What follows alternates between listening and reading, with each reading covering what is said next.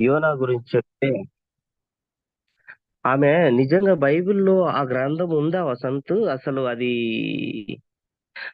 యోనా అనే గ్రంథం ఉంది, ఇంత మంచి స్టోరీ ఉందా బైబిల్లో అంటుంది. ఆమె బాగా చిన్నప్పటి నుంచి మరి బైబిల్ చదివిన వ్యక్తి ఆమె.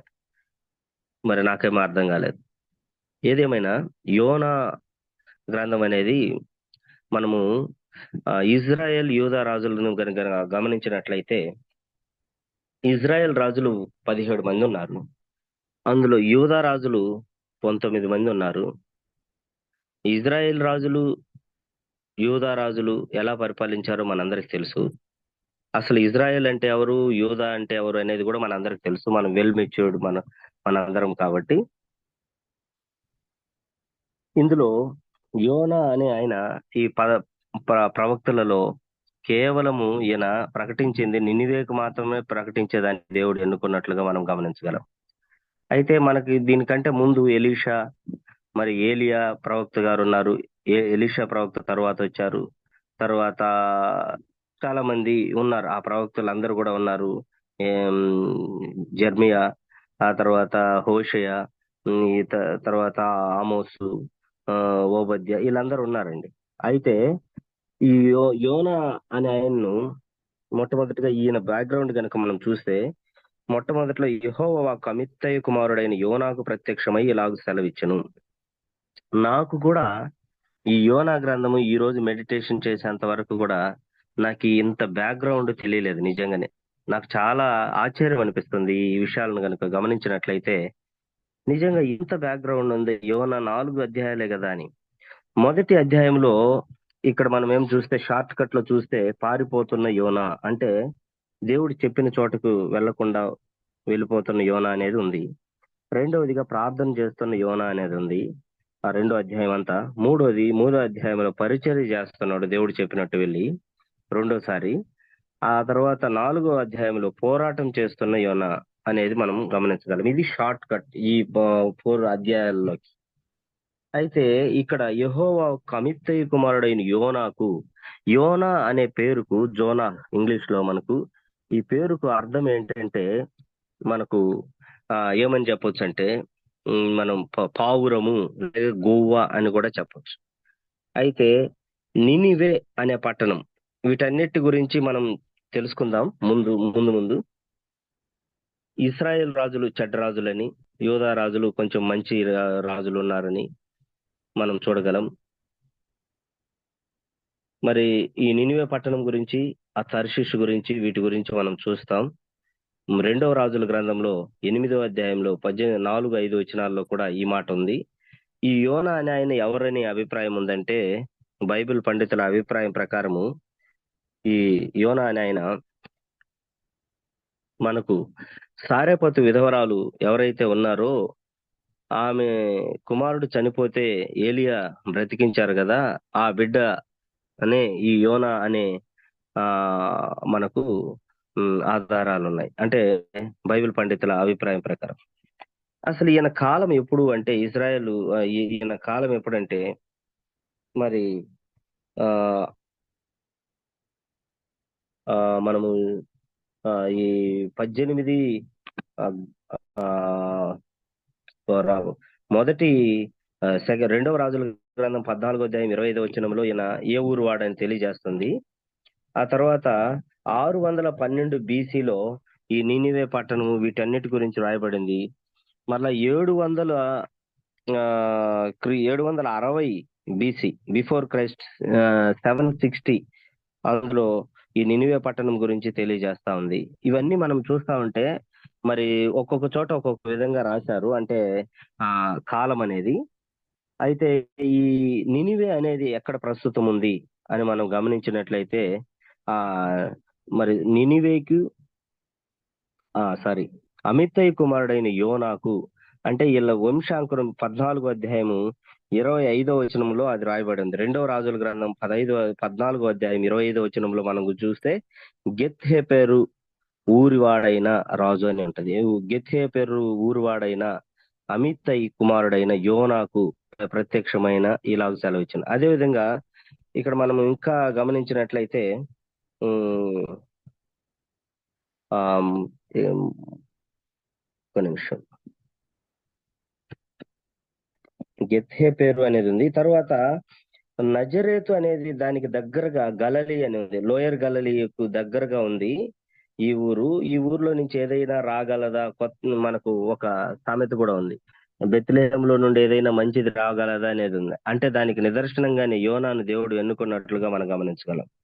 అయితే యోనా ఈ యోన మరి అక్కడికి వెళ్ళలేదు అనే దానికి వెళ్ళేదానికి ఎందుకు, అక్కడికి వెళ్ళేదానికి దేవుడు ఎందుకు ప్రేరేపించాడు అనే దానికి చాలా చూస్తే చాలా ఆశ్చర్యం అనిపిస్తుంది. ఈయన గెత్సేపర్ ఊరికి చెందినవాడు, రాజైన రెండవ యెరోబెయాము కాలంలో ఉన్నవాడు. దీనికి నినివే పట్టణానికి అష్షూర్ రాజధానిగా ఉన్నది. వీళ్ళు అన్య దేవతలను పూజించుతున్న నగరము. కాబట్టి దీని చుట్టుకొలత మనం చూసినట్లయితే దీని 2.5 మైళ్ళు పొడవు, 1.75 1.75 మైల్స్ వెడల్పు ఈ మహానగరము. ఇది శత్రు దుర్భేద్యమైన పట్టణము. అషూర్ రాజులు దీన్ని పరిపాలించారు. టైగ్రీస్ నది, జబ్ నది అనే మధ్యలో, ఇది లోయల మధ్యలో ఉంది. ఇది కొండల తట్టు ఉంది. ఈ శత్రు దుర్భేద్యమైన ప్రదేశము. కలాహ అనే అక్కడ ఒక ప్రదేశం ఉన్నది. అక్కడ నిమ్రోద్ అవశేషాలు రీసెంట్ గా కూడా బయటపడినట్లుగా మనం గమనించగలం. ఇవన్నీ యోనా గ్రంథం ఉన్నాయి అనే దానికి చాలా ఆధారాలు ఉన్నాయండి. ఇది మనం ఈ రోజు అయితే మనం అందరము బాగా తెలిసిన వాళ్ళంగా మనము ఈ 4 క్వశ్చన్లు డిస్కస్ చేద్దాం. ఆ తర్వాత మనందరం అయిన తర్వాత మరి కన్క్లూజన్ చేద్దాం. మొట్టమొదటిగా క్వశ్చన్ ఏంటంటే, నినివే పట్ల దేవునికి ఎందుకు అంత కన్సర్న్ ఏమిటి అసలు? ప్లీజ్ అందరు అన్నలు రెస్పాండ్ కావాలి. నినివే పట్ల దేవునికి ఉన్న అంత కన్సర్న్ ఏంటి?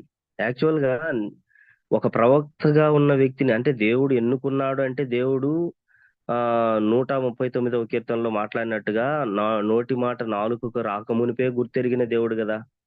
మరి ఒక ప్రవక్తగా ఉన్న వ్యక్తిని ఆయన ఎలా చేస్తాడని దేవుడికి తెలుసు కదా. మరి దేవుడు ఎందుకు ఆయనకు అలా చెప్పాడు?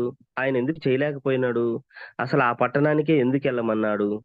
మన క్వశ్చన్ ఏంటంటే, what is our question today? First question, Nineveh పట్ల దేవునికి కన్సర్న్ ఏమిటి? అసలు ఏంటి ఆ నగరం? నినివే పట్ల ఎందుకు అంత కన్సర్న్ ఉంది? ఒకటి, ప్లీజ్ అందరు రెస్పాండ్ కావాలన్న. ఇది బైబిల్ స్టడీ కాబట్టి అయిన తర్వాత మరలా మనం అయిపోయిన తర్వాత, ఆ క్వశ్చన్ అయిపోయిన తర్వాత మరి స్టడీ చేసి దాంట్లో మనం రాకపోయిన విషయాలు మరలా మనం డిస్కస్ చేద్దాం.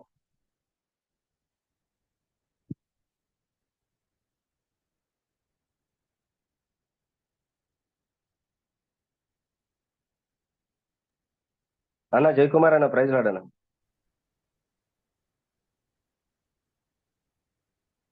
ప్లీజ్ రెస్పాండ్ కావాలన్న అందరు. దేవుడు పట్ల దేవునికి ఉన్న కన్సర్న్ ఏమిటి?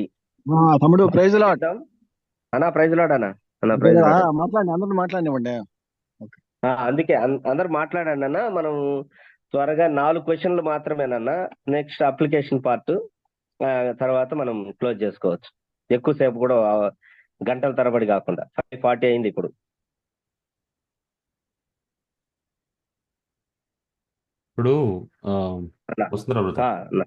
థ్యాంక్ యూ, చెప్పండి. సొదొమ గొమొర్రా అక్కడ పాపాన్ని బట్టి ఎట్లా అన్నాడు, ఇప్పుడు నినివేని బట్టి కూడా అదే కారణం అనుకుంటున్నాను. ఓకే, అవునన్న. థ్యాంక్ యూ అన్న. చెప్పండి అన్న.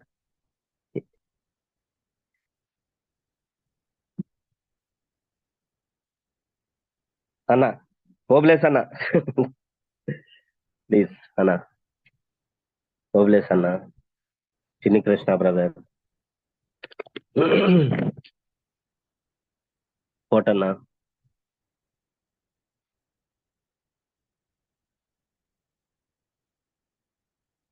అన్న బేసికల్ గా నినివే పెద్ద గొప్ప పట్టణం. మనం లాస్ట్ స్టాటిస్ చూస్తాం కదా, చాలా మంది లక్షల మంది ఉన్నారు అక్కడ. ఇచ్చారు కదా పిక్చర్ లాస్ట్ లో 6 లక్షల మంది దాకా. అంటే ఇప్పుడు ఇజ్రాయెల్ ప్రజలు ఐగుప్తు నుంచి బయలుదేరినప్పుడు 6 లక్షల మంది పురుషులు. కాల్వలు. ఫస్ట్ ఇట్స్ లైక్ అప్పట్లో ఇస్రాయల్ కంట్రీ అంత పెద్దదన్నమాట.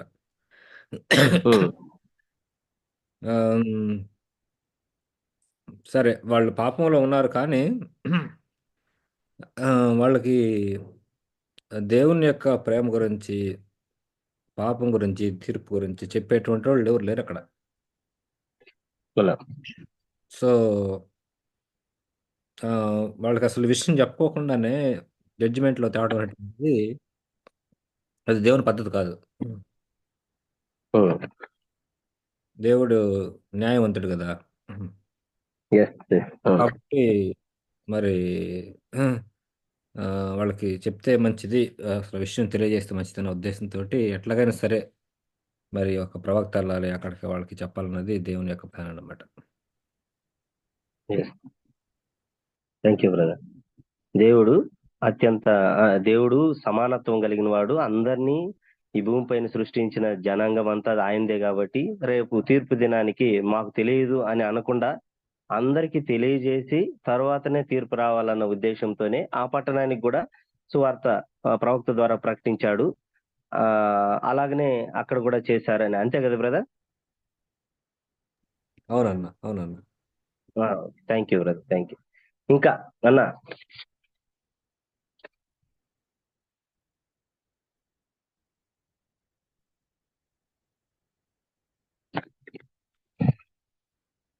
అన్న ఇంకా ఎవరైనా రెస్పాండ్ అవుతారా? ఓబ్లేస్ అన్న, మీరు చెప్పినప్పుడు మేము సైలెంట్ గా ఉంటాం. మీరు ఇప్పుడు కావాలి వసంత్, అన్న, చెప్పండి అన్న. అందరికీ ప్రైజ్లా. Praise lord. అంటే నన్ను కూడా అంటే పోర్షన్ చదవమని ఏమన్నా చెప్పారా తమ్ముడు? చెప్పానన్న. సారీ, నేను అంటే పర్వాలేదు, ఇంకా వస్తా పర్వాలేదన్న. ఉన్నాను మధ్యలో అన్న పర్వాలేదన్న. నేను చదవలేకపోయాను. అదే అంటే యాక్చువల్గా ఈ ఈ నినవే పట్టణం అంటే అంటే వీళ్ళు అన్యులు అనే అవునన్న. ఆ పట్టణస్థులు అని.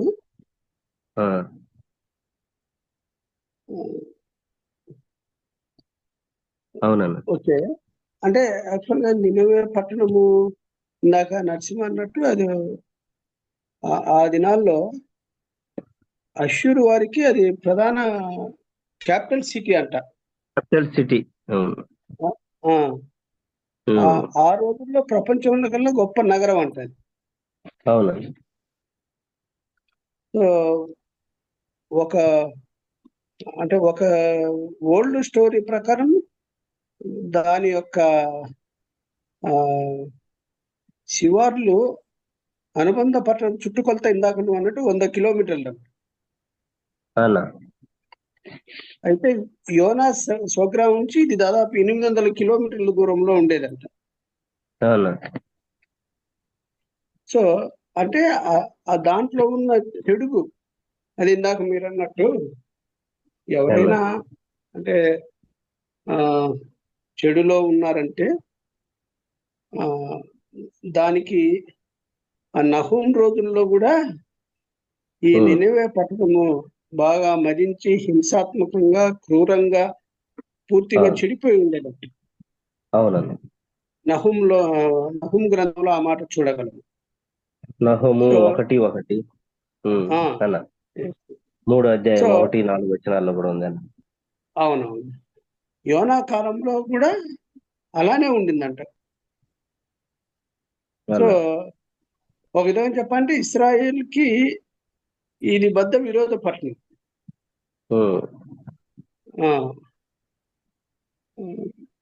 కనుక అయినప్పటికీ కూడా దీనికి దేవుడు ఇక్కడికి ఎందుకు వెళ్ళమన్నాడు అన్నదాన్ని కనుక అంటే అందుకోసమని కాదు, కానీ చెడు ఉంది, దేవుని యొక్క సువార్త తీసుకుని వెళ్ళాలి అక్కడికి. ఈరోజు మనం ఏ విధంగా అయితే ఇంకా అంటే కొన్ని మిషనరీ ఆర్గనైజేషన్స్ అన్రీచ్డ్ ప్లేసెస్కి ఎలా రీచ్ అవుతున్నారో అలాగే దేవుని యొక్క సువార్త ఇక్కడికి తీసుకొని రాబడింది అనేది మనం గమనించవచ్చు. ఇంకో విధంగా చెప్పాలంటే ఈ ఆ, నోవాహు కుమారుల్లో ఒక కుమారుడైన హాము కుమారులు ఈ పట్టణాన్ని కట్టారంట. అవునండి.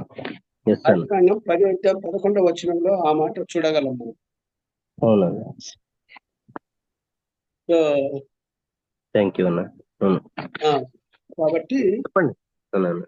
అంత అంటే ఆ తర్వాత వాళ్ళు దేవుణ్ణి నిర్లక్ష్యం చేసి ఆ వాళ్ళు ఆ విధంగా అయినప్పటికీ కూడా దేవుడు ఆ పట్టణస్తుల యొక్క చెడుతనాన్ని బట్టి వాళ్ళు నశించిపోవడం మనం కూడా అంటాం కదా, అంతటా అందరూ మారు మనసు పొందాలని దేవుడు ఉద్దేశించిన వాడే ఆ యోనా భక్తుల్ని అక్కడికి వెళ్ళమని ఉండొచ్చు అని నేను అనుకుంటున్నాను. ఓకే అన్న. థ్యాంక్ యూ తమ్ముడు అన్న. తమ్ముడు అన్న అన్న అన్న అన్న అన్న జయకుమార్ నరసింహ అన్న చెప్పండి. నరసింహ తమ్ముడు అన్న చెప్పిన విషయాలు బాగా ఉన్నాయి. ప్రాక్టికల్ గా నరసింహ తమ్ముడు చెప్పేటప్పుడు నాకు సిగ్నల్ లేదు. ఆహా అన్న నరసింహ బ్రదర్ ఏం చెప్పారంటే, ఉమ్. నశించిపోతున్న వారి ఇజ్రాయేల్ కోసం, ఆ, అంటే సొదొమ గొమొర్రా ఏమైతే ఉన్నాయో ఉమ్. ఆ అంటే ఏ పట్టణము నశించకూడదని, అంటే ఏ మనిషికి కూడా తెలియకుండా, సువార్త తెలియకుండా నశించకూడదన్న ఉద్దేశం ఉంది కదా జడ్జిమెంట్ లో. ఆ, ఆ జడ్జిమెంట్ లో అట్లా ఉండకూడదనే దేవుడు ఆ పట్టణానికి కూడా సువార్త ప్రకటించిన తర్వాతనే తీర్పు ప్రకటించాలని నినివేకు మరి యోనాను ఎన్నుకున్నట్లుగా మనం గమనించగలమని చెప్పాడన్న. Okay okay. తర్వాత జేకే బ్రదర్ చెప్పినప్పుడు కూడా విన్నాను. అన్న నా నా వ్యక్తిగత అభిప్రాయం ఏంటంటే అన్న ఇవి ఇజ్రాయెల్ దేశానికి అడ్జసెంట్ ప్లేసెస్. ఎస్ అవునన్న.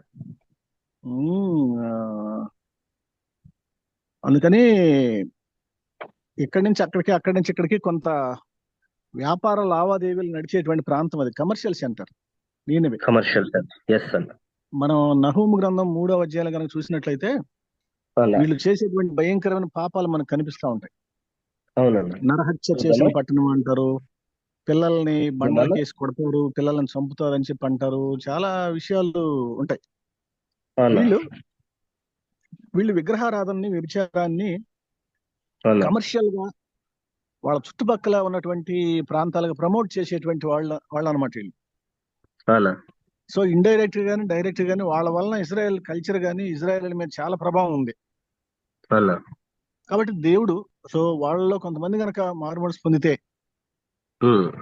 ఆ ప్రభావం వీళ్ళ మీద నుంచి కూడా తొలగిపోద్ది కదా అనే ఉద్దేశం ఒకటాను. తర్వాత సొదొమ గొమొర్రాను రక్షించడానికి దేవదూతలను పంపినట్టు అన్నా నీనివే పట్టణాన్ని కూడా రక్షించ ఉద్దేశంతో ఎవరు నాశనం అవ్వాలని దేవుడు కోరుకోడు కదా. అవునన్నా సో ఆ కన్సర్న్ తోనే దేవుడు ఈయనకి అసైన్ చేసాడేమో యోనాకి అని నాకు అనిపిస్తా ఉంది. అవునన్నా. Thank you okay. Thank you so much అన్న. ఇంకా మరి అన్న ఎవరైనా మళ్ళీ ఏమైనా యాడ్ చేస్తారన్నా? నేను ఇంకా దాని గురించి మొదటి క్వశ్చన్ యాడ్ చేస్తాను. ఈ ఆ, ఆ, అన్న చెప్పండి వసుంధర బ్రదర్, ఈ రెండో అన్న. వచ్చిన చూడండి, క్లియర్ గా ఉంది. అన్న అన్న అన్న కూడా అన్నట్టుగా ఇప్పుడు నినివే నినివే పట్టణస్థుల దోష పట్టణస్థుల దోషము నా దృష్టికి ఘోరమాయన గనుక, ఆ, అంటే వాళ్ళ దోషం అంతగా ఉందన్నమాట. తర్వాత అంటాడు, ఆ, నీవు లేచి నినివే మహాపట్నం పోయి దానికి దుర్గతి కలుగునని ప్రకటించుము. ఆ, దుర్గతి కలుగునని ప్రకటించుము. అంటే ఇటు పరిస్థితులు వస్తాయి, వాళ్ళు అన్న. రావేమనుకుంటున్నారేమో వాళ్ళు చేసే పనికి దీనికి ఇటువంటి పనిష్మెంట్ వస్తుంది అని. ఇప్పుడు మనము రోడ్డుని వెళ్ళినా రోడ్డుని వెళ్తున్నాం అనుకో, స్పీడ్ కెమెరా ఉందంటే అక్కడ స్పీడ్ లిమిట్ అనేది హెచ్చరిస్తాడు, అన్న స్పీడ్ లిమిట్స్ ఇట్లా ఉన్నాయని.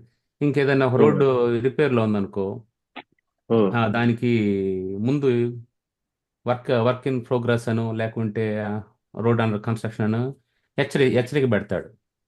అవును సో అది ఇగ్నోర్ చేసి ముందుకెళ్ళామంటే ఇక నష్టం జరుగుతుంది. కాబట్టి ఇక్కడ వాళ్ళకి సైనేజ్ ఏంటంటే దానికి దుర్గతి కలగబోతుంది అని ప్రకటించు. ఒకళ్ళు దీన్ని బట్టి వాళ్ళు ఈ యొక్క హెచ్చరికను అంగీకరించి వాళ్ళు మారారంటే అది మంచిది అనే ఉద్దేశం. మెయిన్. Okay, thank you. అయితే అన్న, ఈ క్వశ్చన్ లో ఇంకా మొత్తం గమనించినట్లయితే, ఈ నినివే పట్టణం అనేది అన్న వాళ్ళందరూ మీరందరూ చెప్పిన తర్వాత సమరీ కొంచెం నేను కూడా యాడ్ చేస్తున్నాను. ఇది చదువుతున్నప్పుడు నిజంగా ఇంత లోతుగా ఉందా ఈ పట్టణం గురించి అనిపించింది అన్న. మరి దేవునికి ఉన్న కన్సర్న్ ఏంటంటే సొదొమ గొమొర్రా లాగా నెక్స్ట్ జడ్జిమెంట్ లో మరి అందరికి సమానంగా చూసే దేవుడు కాబట్టి, పక్షపాతం లేని దేవుడుగా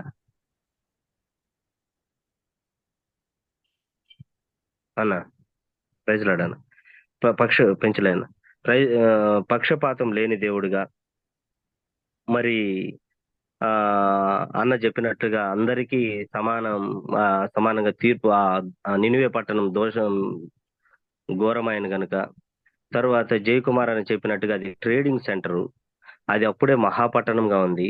నరహత్యలు చేసేవాళ్ళు, అది వాళ్ళు వ్యభిచారం చేసేవాళ్ళు, చిన్నపిల్లలను బండలకేసి బాధేవాళ్ళు, ఇట్లా చాలా విషయాలు మనం గమనించవచ్చు. అయితే నేను చూసింది ఏంటంటే, ఈ అషూరియా అనే ఈ నినివే పట్టణము దేనికి రాజధానిగా ఉన్నదంటే అషూరియా అనే పట్టణానికి రాజధానిగా ఉన్నది. ఈ అషూరియులు అనే వాళ్ళు ఎవరంటే, నోవాహు కుమారులు ముగ్గురు ఉంటారు మనకు, షేము, హాము, యాపేతు అనే వాళ్ళు ముగ్గురు ఉంటారు.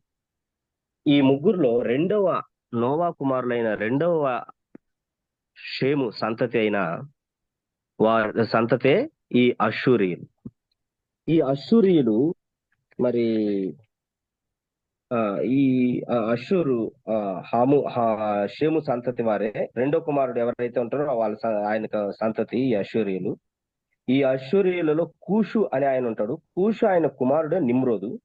ఆ నిమ్రోదు నినివే పట్టణాన్ని కట్టించినట్లుగా మనకు చరిత్ర చెబుతుంది. ఈ నిమ్రోదు అవశేషాలు ఎక్కడ దొరికినాయి అంటే, మనకు రీసెంట్ గా కూడా నిమ్రోదు కాలాహా అనే టైగ్రిస్ జబ్ అనే నదుల మధ్యలో ఇరాక్ నగరంలో ఈ కలాహా అనే చోట ఈ నిమ్రోద్ అవశేషాలు రీసెంట్ గా కూడా మనకు దొరికాయి. తర్వాత ఇరాక్ లో మసూల్ అనే నగరం ప్రస్తుతము ఈ నినివేగా మనం చెప్పవచ్చు. ఇది ఆ రోజుల్లో అషూరు రాజధానిగా ఉన్నది నినివే పట్టణము. ఇది 550 మైళ్ళు అంటే మన అన్న చెప్పినట్టు 800 కిలోమీటర్ల దూరంలో ఈ యొప్పే పట్టణం నుంచి, ఈ యోనా ఉన్న ప్రదేశం నుంచి అక్కడికి 800 మీటర్లో ఉంది. తర్వాత ఇక్కడి తర్షీష్ అనేది 2500 కిలోమీటర్ల దూరంలో ఉంది. అది ఈస్ట్ లో ఉంది. ఇప్పుడు నినివే అనేది సౌత్ వెస్ట్ లో ఇది తార్షీష్ అని ఉంది. అసలు నినివేకి ఎందుకు వెళ్ళకూడదు అనుకున్నాడు? అసలు నిజంగా మనం కనుక అవన్నీ తెలిస్తే, నిజమే యోనా మనం మనుషులు, మనం మానవ మాత్రులం కాబట్టి మనం కూడా అలాగనే ఉంటామని అనిపిస్తుంది. నిజంగా ఆ నినివే గురించి చిన్నప్పటి నుంచి చూస్తూ వచ్చాడు యోనా. ఆ ప్రజలు ఎలాంటి వారు అంటే, అక్కడ ఆ అషూరుకు 2 లక్షల సైన్యం ఉంది ఆ కాలంలో. అయితే అంత పెద్ద నగరం అది. అది కాకుండా ఇక్కడ మనకు రాయబడి ఉంది, ఏమని ఉందంటే 1,20,000 జనాభా, కుడి ఎడమలు ఎరుగని నగరం అని ఉంది. నాకు అర్థం కాలేదు. అంటే చిన్నపిల్లలు 1,20,000 అంటే మరి పెద్దవాళ్ళు అందరిని కలిపితే ఎంతమంది ఉంటారు అంటే 6 లక్షల మంది దాకా ఉంటుందని బైబిల్లో ఒక కామెంటరీ రాశారు. దీంట్లో మనం చూస్తే 6 లక్షల జనాభా ఉంటుందని. మనకు ఇందాక మన నరసింహ మాట్లాడుతూ 6 లక్షల కాల్బలం ఉంది అక్కడ కూడా. అదే విధంగా మనకు యేసు ప్రభు వారు 2 రొట్టెలను 2 చేపలను 5 రొట్టెలను పంచినప్పుడు కూడా అక్కడ 5,000 జనమనే ఉన్నారు. కానీ లెక్కేస్తే ఇంకా మరి మామూలుగా కుటుంబం చొప్పున లెక్కేస్తే చాలా మంది ఉంటారు అక్కడ. అట్లా ఇక్కడ కూడా అంతమంది ఉన్నారు. ఈ అషూరు నినివే పట్టణానికి 2 లక్షల సైన్యం ఉండేదంట. అది క్రూరమైన పనులు చేపించే వాళ్ళంట వాళ్ళు ఆ సైనికుల చేత. అంటే ఆ సైనికులు ఈ వీళ్ళ చేత వెట్టి చాకరీ చేయించే వాళ్ళు అనమాట. అందులో ఆ 2 లక్షల మంది వీళ్ళు యవ్వనులను పాడు చేసే వాళ్ళంట. గర్భిణీ స్త్రీలనైతే గర్భాలు కోసి ఆ లోపల ఉన్న శిశువులను చంపేవాళ్ళంట ఈ అషూరోళ్ళు. అంత క్రూరమైన ప్రజలని ఉంది.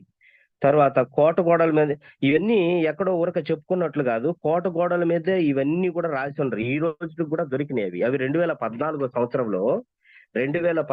సంవత్సరంలో ఆ మసూల్ నగరంలో ఇస్లామిక్ తీవ్రవాదులు ఈ మధ్యనే దాన్ని మరి పగలగొట్టినట్టుగా మనం చూడగలం. అంటే అంతగా ఉన్నాయి. తర్వాత యేసుక్రీస్తు ప్రభు వారు మాట్లాడుతూనే నినివే పట్టణం గురించి మాట్లాడాడు, యోనా గురించి మాట్లాడాడు. వీటన్నిటిని బట్టి చూస్తే ఇది నిజమైంది, ఇది ఒక కథ కాదు, ఇది చాలా సత్యమైంది, ఇది జరిగింది అని. మరి ఇంతగా ఉన్న నగరం ఇది 1200 టవర్లు ఉన్నాయంట అక్కడ. 1200 టవర్లు ఉండేటి ఆ నగరము అత్యంత విలాసవంతమైన నగరంగా ఉండేది. తర్వాత 1200 టవర్లు 7వ శతాబ్దంలో దీన్ని నిర్మించుకున్నట్లుగా మనం చూడగలం. అయితే యోనా కాలంలో యెరోబాము అనే రాజు ఉండేవాడు. ఆ తర్వాత కాలంలో 760 బీసీ అయిపోయిన తర్వాత 150 సంవత్సరాలకు ఈయన తర్వాత నహూం అనే ఆయన కూడా ప్రకటించాడు. 150 సంవత్సరాల తర్వాత ఆయన ఆ తర్వాత 7వ శతాబ్దంలోనే సన్హెరీబు అనే ఎంత కూడా సన్హెరీబు వీళ్ళందరూ ఇది ఉంది అన్నమాట, ఒక క్రోనాలజికల్ ఉంది. వీళ్ళందరూ రాజులుగా తర్వాత పరిపాలించారు. అయితే ఈ అషూర్ నగరం అనేది మధ్యధరా తీరంలోని మనం చూస్తే అది బాగా కమర్షియల్ ట్రేడింగ్ సెంటర్ అన్నమాట. ఆ ట్రేడింగ్ సెంటర్ వలన మరి ఎక్కువగా డబ్బులు వచ్చేది. ఆ డబ్బులను దాన్ని చూసుకొని మా పట్టణాన్ని ఎవరైనా జయిస్తారా అనే గర్వము ఈ అషూర్ రాజులకు ఉండేదంట. అయితే కాలక్రమేణా ఏమైందంటే అక్కడ వాళ్ళది భూకంపాల వలన నహూము ప్రకటించిన 18 సంవత్సరాలు నహూం ప్రకటిస్తాడు. తర్వాత ఇట్లా ప్రకటించిన తర్వాత భూకంపాల వలన ఈ పట్టణం నాశనమైనట్లుగా మనం చూడగలం. అదేవిధంగా క్రీస్తు శకం 641 సంవత్సరంలో యోనాకు ఒక మందిరం కట్టారంట. అక్కడ కట్టిన తర్వాత అరబ్బీయులు కూడా ఒక మసీదు కట్టుకున్నారు. మనకు తెలుసు ఈ రోజుకి కూడా గొడవ జరుగుతూనే ఉంది. ఇది ఇరాక్ మసూల్ నగరంలో కట్టించారు. ఇది అక్కడ చూస్తే 28,000 పలకలు దానిపైన మనకు గోడలు వాటన్నిటిపైన చూస్తే ప్యాలెస్ అక్కడ 10 ప్రధాన ద్వారాలు ఉన్నట్లుగా, 800 గదులు ఉన్నట్లుగా, తర్వాత 90 చదరపు కిలోమీటర్ల దూరం ఉన్నట్లుగా మనము ఈ నినివే పట్టణం గురించి చూడొచ్చు. ఈ నినివే రిమైన్స్ అనే బుక్ మనకు అమెజాన్ లో కూడా ప్రస్తుతం అందుబాటులో ఉంటుంది. అందులో చూస్తే ఈ అషూరియులు ఎంత గర్వాంధులుగా ఉండేవాళ్ళు, హత్యలు చేసేవాళ్ళు, తర్వాత వీళ్ళు ఎంత విలాసవంతమైన జీవితాన్ని అనుభవించేవాళ్ళు, తర్వాత వీళ్ళు ఆ సైన్యాన్ని ఎంత క్రూరంగా హింసించేవాళ్ళు, బానిసలుగా మార్చుకున్నారు కొంతమందిని. అలా అవన్నీ చూసి వీళ్ళు చర్మాలను ఒలిచేది, వేలాడదీసేది చెట్లకు, గర్భిణీ స్త్రీలను చీల్చడం, ఆ తర్వాత ఆ పిండాలను తీసేది. ఎవరైనా ఎక్కువగా మాట్లాడితే వాళ్ళు జ్ఞానులు అని అనిపిస్తే వాళ్ళ నాలుకలను లోపల నుంచి లాగి కోసేసే వాళ్ళంట. తర్వాత ఇంత దారుణమైన, ఇంత ఘోరమైన, భయంకరమైన ప్రజలుగా అషూర్ రాజులు అషూరులో ఉన్న ప్రజలు అక్కడ ఆ నినివేలో ఉన్న ప్రజలు అంత ఘోరంగా ఉన్నారు. కాబట్టే ఇవన్నీ కూడా చిన్నప్పటి నుంచి యోనాకు తెలుసు. కాబట్టే ఆయన అక్కడికి వెళ్ళలేదనేది బైబిల్ పండితుల అభిప్రాయం. అందుకే అక్కడికి వెళ్ళడానికి ఆయన భయపడ్డమే కాదు అక్కడికి వెళ్ళి ప్రకటించమని చెప్పాడు. ఈ ప్రజలకు ఎందుకు చెప్పాలి, ఓకే చెప్దామని అనుకుంటాడు. రెండోసారి వెళ్ళి మళ్ళా ఏమని చూస్తా ఉంటాడు, చెప్పిన తర్వాత కూడా వీళ్ళను దేవుడు కరుణా సంపన్నుడు అనేది కూడా ఆయనకు తెలుసు. ఎందుకంటే ఒక ప్రవక్తగా ఉన్నాడు, ఆయన అవిధేయుడుగా ఉన్నాడు, యోనా అవిధేయుడు, అది ఇది అని మనం అనుకుంటాం. కానీ ఆయనకు అక్కడ ఉన్న పరిస్థితి అది ఆయనకు తెలుసు. కాబట్టి పూర్తిగా ఆయన 550 మైళ్ళు పోయేదానికి బదులుగా 2500 కిలోమీటర్లు ప్రయాణం చేసేదానికి వెళ్తున్నాడు. తర్షీష్ ఎలాంటిదంటే మనం చెప్పుకుంటున్న బ్రిటన్ నగరం. అది రాసి ఉన్నారు, మరి నాకు తెలియదు. తర్షీష్ అనేది స్పెయిన్, అంటే స్పెయిన్ రాజధాని ఇప్పుడు మాడ్రిడ్ కదా, అక్కడ దగ్గరగా తార్షీష్ అనే పట్టణం ఉంది. అది నేటి బ్రిటన్ అని చెప్పుకుంటున్నాము. అక్కడ ఎక్కువ మంది క్రైస్తవులు, ఎక్కువ మంది దేవుని అంటే పేట్రియాటిజం కలిగిన వాళ్ళు, తర్వాత డివైన్ పీపుల్ ఉన్నారు అని నోవాకు తెలుసు. కాబట్టి అక్కడికి వచ్చి అట్లా వెళ్ళిపోతున్నాడు అనేది కూడా బైబిల్ పండితుల అభిప్రాయం. కాబట్టి అషూరు ఈ నినివేలో అష్షూరీయులనే వాళ్ళు ఉన్నారు, వాళ్ళు అంత ఘోరమైన ప్రజలుగా ఉన్నారు కాబట్టి నినివేకి వెళ్ళేదానికి ఆయన ఇష్టపడలేదనేది మనం చూడొచ్చు. కాబట్టి ఇది బబులోనుకు ఉత్తరాన 400 మైళ్ళు దూరంలో ఉంటుంది. ఇది సారవంతమైన పశు సంపద కలిగిన ఆధునిక విలాసవంతమైన నగరము. అందుకే దీన్ని మనకు నినివే ఆయన నినివేకి దగ్గరగా అందుకే దానికి అంత గర్వము, అంటే ఎక్కువగా ఆ పట్టణానికి, ఆ పట్టణంలో ఉన్న ప్రజలకు అంత అమితంగా గర్వం ఉంది. అలాంటి సందర్భంలో నినివే మన యోన ప్రవక్త గారు వెళ్ళేదానికి ఇష్టపడలేదని మనం గమనించగలం. ఇదన్న దేవుని పట్ల కన్సర్న్. అదే విధంగా మరి జాక్పూనెన్ అంకుల్ మాట్లాడుతూ ఏమంటారంటే, ఇది దేవుడు సిద్ధంగా ఉన్నాడు.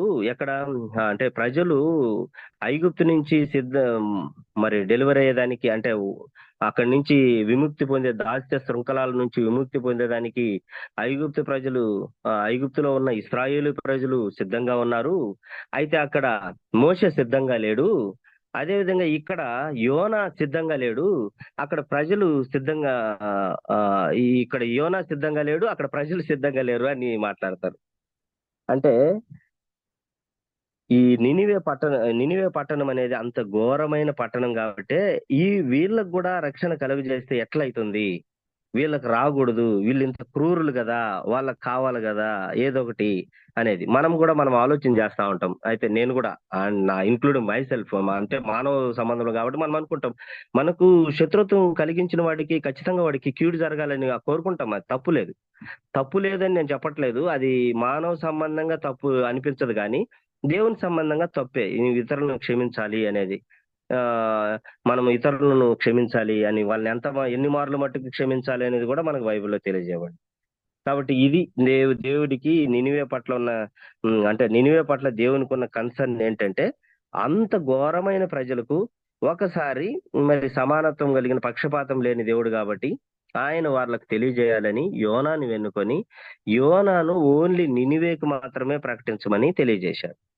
ఇది యోనా పట్ల కన్సర్న్. ఇంకా మీరు ఏమైనా ఉంటే చెప్పండి అన్న. నహూము 1వ అధ్యాయం 1వ వచనం అన్న, మన జయకుమార్ అన్న చెప్పినట్లుగా 3వ అధ్యాయం 1 నుంచి 4 వచనాల వరకు చదివితే ఈ నినివే పట్టణము ఎలాంటి పట్టణము అక్కడ రాయబడి ఉంది, అది మనం గమనించవచ్చు. నెక్స్ట్ రెండో క్వశ్చన్ ఏంటంటే, యోనా ఎందుకు దేవుని మాటకు వ్యతిరేకించి వెళ్తున్నాడు? నేను ఇప్పుడు మనం చెప్పిన దాంట్లోనే ఆన్సర్లు వచ్చినాయి, దానికి ఎవరైనా యాడ్ చేస్తే చేయండి అన్న. ఎందుకు వ్యతిరేకించి వెళ్తున్నాడు? రెండో క్వశ్చన్. అంటే ఇవన్నీ వీళ్ళు ఇంత ఘోరమైన ప్రజలని తెలిసే, అందుకనే వాళ్ళకు చెప్పకూడదు, ఒకవేళ చెప్పినా ప్రయోజనం లేదు అనుకొని ఉంటాడని నేను అనుకుంటున్నాను అన్న, ఈ దీన్ని చూసిన దాని ప్రకారం. మీరు ఎవరైనా అందరూ రెస్పాండ్ కాండి అన్న, ప్లీజ్ అన్న. యోనా ఎందుకు దేవుని మాటకు వ్యతిరేకంగా వెళ్తున్నాడు?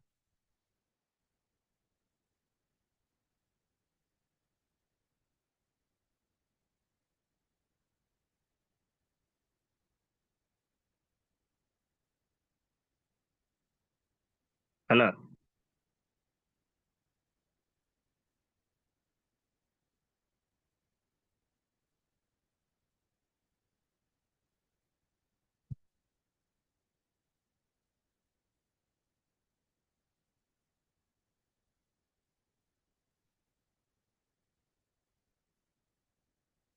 రెండో క్వశ్చన్ మనం ఆల్రెడీ చెప్పిన ఆన్సరు,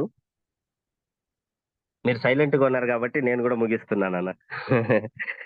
దేవుడు ఎందుకు మరి యోనా ఎందుకు దేవుని మాటకు వ్యతిరేకంగా వెళ్తున్నాడంటే, ఇవన్నీ యోనా గ్రంథం 4వ అధ్యాయం 2వ వచనంలో మనం చూస్తే అక్కడ ఒక మాట ఉంటుంది. ఏమని ఉంటుందంటే, యెహోవా, నేను నా దేశమందుండగా ఇట్లు జరుగునని నేను అనుకుంటుని కదా, అందువలన నీవు కటాక్షము, జాలియు, బహుశాంతమును, అత్యంత కృపగలవా దేవుడునయుండి పశ్చాత్తాపడి కీడు చేయక మానదు అని నేను తెలుసుకుని దానికి ముందుగానే తర్షీషునకు పారిపోతిని అని ఉంటది అక్కడ ఆన్సర్. కాబట్టి దేవుని మాటకు ఎందుకు వ్యతిరేకంగా వెళ్తున్నాడు అంటే అది అన్నమాట కారణం. ఇంకా మీరు ఏమైనా యాడ్ చేయగలిగితే చెప్పండి అన్న, ప్లీజ్.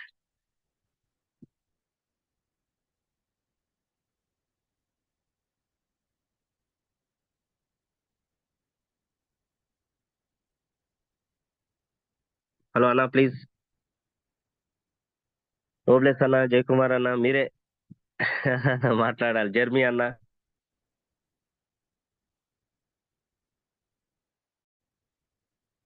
నరసింహ బ్రదర్. క్వశ్చన్ ఏంటి సోదరా? అన్న దేవుడు యోనానే అంటే ఆ యోనా ఎందుకు దేవుని మాటకి వ్యతిరేకంగా వెళ్తున్నాడు? ఆల్రెడీ మనం నేను చెప్పిన వాటిల్లో మీరు ఆన్సర్ ఉంది. చెప్పిన దాంట్లోనే ఆన్సర్ ఉంది. అన్న ఇప్పుడు మీరేమైనా యాడ్ వెళ్తున్నాడంటే ఈ కారణాలు ఎన్ని ఉన్నాయి. బేసికల్ గా అతనికి ఇష్టం లేదు దేవుని మాట వింటాం అక్కడ ఆ విషయంలో. ఒకళ్ళు ఇష్టం ఉంటే కష్టమన్నా వెళ్ళేవాడు. ఇష్టం లేనప్పుడు చాలా సులభమైన కూడా వెళ్ళలేరు. అనేకమైన సాకులు చెప్తారు.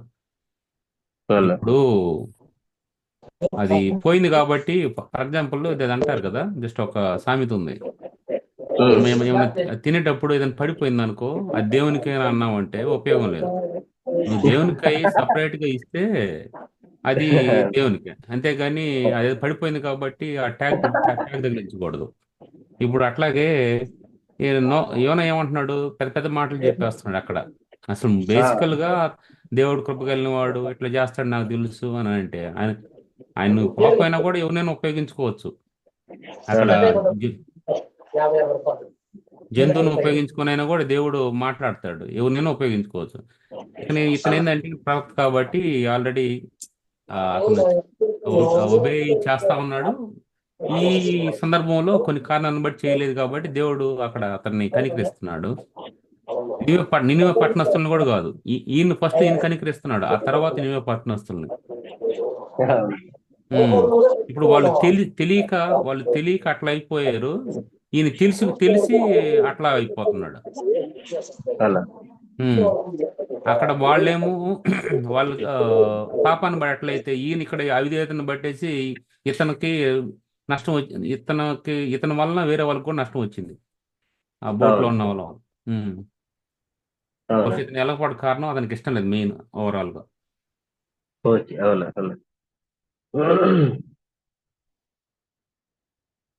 అంతేనన్నా. ఇంకా మనం వేరే ముందు నెక్స్ట్ క్వశ్చన్కి వెళ్దామా? పెంచలేదా? చెప్పండి అన్న. నేను ఇప్పుడే వచ్చినాను అన్న, క్వశ్చన్ ఏం లేదు. సో నేను మళ్ళీ కనెక్ట్ అవుతా. ఓకే అన్న.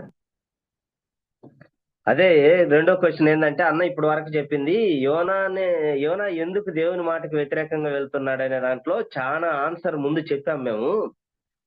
ఏమైనా ఉంటే యాడ్ చేయండి అని. జయకుమార్ అన్న, మీరు ఈ క్వశ్చన్ గురించి ఇంకేమైనా చెప్తారన్నా? ఆల్రెడీ మీరు కూడా ఆన్సర్ చెప్పేశారన్న. జేకే బ్రదర్ చెప్పింది కరెక్ట్ అనమాట. ఇష్టం లేదంటే ఇంకేం లేదు. అన్న ఇష్టం ఎందుకు లేదు అంటే అదే కదా కారణం. ఏంటంటే ఆ పట్టణం, ఆ ప్రజలు అలాంటి వాళ్ళని ముందు తెలుసు కాబట్టి. దేవుడు ప్రేమ గలవాడు కదా. ఒకవేళ నేను ప్రకటిస్తే వాళ్ళు మారు మనసు పొందుతారో, వాళ్ళు బాగా అయితే దేవుడు మళ్ళీ నాశనం చేయడం, చేసిన పని అంతా వ్యర్థం అయిపోద్ది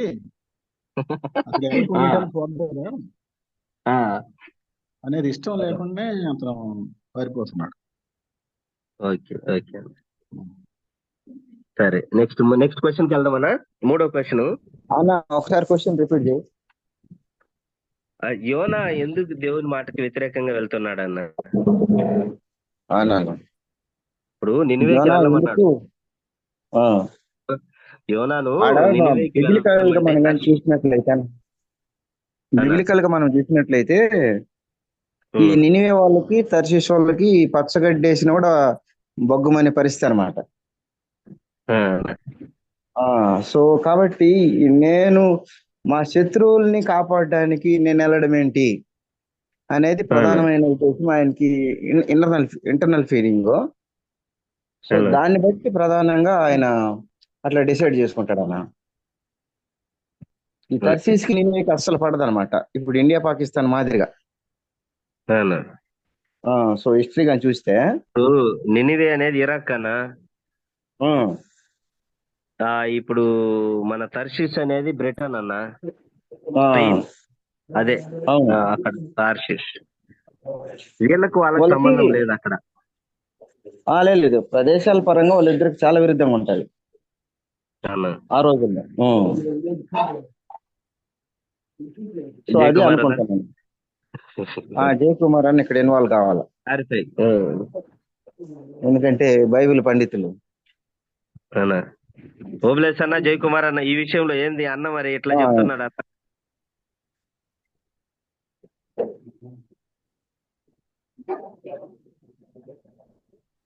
అన్న ప్లీజ్ మనం తొందరగా ముగించేద్దాం, ఎక్కువసేపు వద్దు ఇంకా. ఏంటి ఆయన చెప్పిన రెండు క్వశ్చన్లే. ఆయన చెప్పింది ఏంటి? కాంట్రవర్సీ ఎక్కడొచ్చింది? అన్న ఏమని చెప్తున్నాడంటే, తర్షీషు వాళ్ళు నినివే వాళ్ళు ఇద్దరు వాళ్ళ పచ్చగడ్డేస్తే పండుద్ది, వాళ్ళిద్దరికి శత్రుత్వం ఉంది కాబట్టి యోనా వెళ్ళడం లేదు అక్కడికి అంటున్నాడు మేబీ అనుకోవచ్చు. అన్న. ఓకేనా, ఇంకా మరి మనం థర్డ్ క్వశ్చన్కి వెళ్దామన్నా. యా యా థర్డ్ క్వశ్చన్ ఏమందంటే, యోనానే నినివే వారికి ప్రకటించడానికి మాత్రం ఎందుకు ఎన్నుకున్నాడు?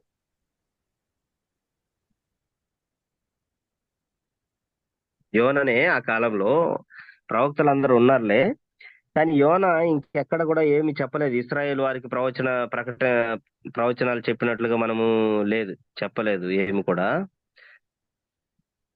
ఇక్కడ యోనాను మాత్రమే ఎందుకు ఎన్నుకున్నాడు అనేది. వసుంధర బ్రదర్, అన్న అన్న చెప్పండి. దానికి అప్లికేషన్ పార్ట్ ఏమంటారు? అప్లికేషన్ లో అన్న అప్లికేషన్ పార్ట్ ఎట్లాగా అనేది ఏమన్నా చేశారా, డిస్కషన్ చేసినది? లేదు, చేయలే, లాస్ట్ లో అన్నది అప్లికేషన్ పార్ట్ లాస్ట్. సరే, అంటే ఇంకా ఇది థర్డ్ క్వశ్చన్ అన్న. ఫోర్త్ క్వశ్చన్ అయిపోయిన తర్వాత అప్లికేషన్ పార్ట్ ఉంటది అప్పుడు. Okay okay okay. అంటే సరే, చెప్పండి అన్న, పర్వాలేదు. ఇప్పుడు మీది ఈ 4 క్వశ్చన్స్ ఆన్సర్ అది చెప్పిన తర్వాత మీరు అప్పుడే ఏదైనా అప్లికేషన్ పెట్టేసుకున్నారనుకో, అన్ని గుర్తుంటాయి. మళ్ళా ఇప్పుడు సరే 4 చెప్పేసిన తర్వాత మళ్ళా మొదటికి వచ్చేసరికి అప్పుడు ఏం డిస్కస్ చేసాం గుర్తుండకపోవచ్చు కొన్ని. ఓకే ఓకే అన్న. దెన్ ఇప్పుడు సరే. అప్పుడు ముందుకు వెళ్ళిపోవచ్చు. ఓకే. అప్పుడు కరెక్ట్ దానికి సంబంధించింది ఏదో అనేది తెలుస్తుంది. సరే, ఓకే, ఇప్పుడు మీరు ఒకటో అట్లా ప్రిపేర్ అయ్యి వచ్చినప్పుడు గో హెడ్. అది జస్ట్ నో ప్రాబ్లం అన్న, ఏం ప్రిపేర్ ఏం మామూలుగా. ఒకటి, నినివే పట్ల దేవుని కన్సర్న్ ఉన్నది ఏమిటి అనే మనం చెప్పుకుంటే, నహూము గ్రంథంలో 1వ అధ్యాయం 1వ వచనం, 3వ అధ్యాయం 1-4లో కూడా ఈ నినివే అనే పట్టణం ఎలాంటిది ఏంటి అని మనం డిస్కస్ చేశాం ఆల్రెడీ. ఇది అషూరు రాజధాని, అషూరియులు రాజధాని నినివే పట్టణం అనేది. ఆ కాలంలో ఇది చాలా 1200 టవర్లు కలిగి చాలా ట్రేడింగ్ సెంటర్ పాయింట్ గా, కమర్షియల్ పాయింట్ గా ఉంది. అంత హిస్టరీ డైరెక్ట్ గా ఇది మీరు అప్లికేషన్ అనేది హిస్టరీ అన్న ఇది. అయితే దేవుడికి ఎందుకు కన్సర్న్ ఉంది అంటే ఏంటి, నీ నా పట్ల కన్సర్న్ చాలా ఉంది దేవుడికి. కాబట్టే ఆ పట్టణం నినివే పట్టణం పట్ల కూడా ఆయన కన్సర్న్ ఉంది. సొదొమ గొమొర్రా పట్ల కన్సర్న్ ఏ విధంగా ఉన్నదో అట్లాగనే ఈ పట్టణం పట్ల కూడా కన్సర్న్ ఉంది. మన పట్ల కూడా కన్సర్న్ ఉండే దేవుడు మనల్ని రక్షించాడు అనేది కన్సర్న్. ఇది అప్లికేషన్ పార్ట్ అన్న. ఏమన్నా ఫస్ట్ క్వశ్చన్. సెకండ్, యోనా ఎందుకు దేవుని మాటకు వ్యతిరేకంగా వెళ్తున్నాడు? మొదటి అధ్యాయమే మనం ఇప్పుడు డిస్కస్ చేసేది. యోనా ఎందుకు మరి వ్యతిరేకంగా వెళ్తున్నాడు అంటే 4వ అధ్యాయం 2వ వచనంలో అది రాయబడి ఉంది. ఏమని? ఆయన ఏమంటాడు? ఆయన అత్యంత దీర్ఘశాంతం కలిగినోడు, బహు కటాక్షము, జాలియు, బహుశాంతము, అత్యంత కృప కలిగిన వాడయుండి పశ్చాత్తాపడితే ఆయన మామూలుగా అని పశ్చాత్తాపడితే ఆయన కీడు చేయక మానని నేను తెలుసుకొని దానికి ముందుగానే తర్షీషునకు పారిపోతిని అంటాడు ఆయన అక్కడ 4:2లో. యోనా ఎందుకు మాటకు వ్యతిరేకించి వెళ్తున్నాడు?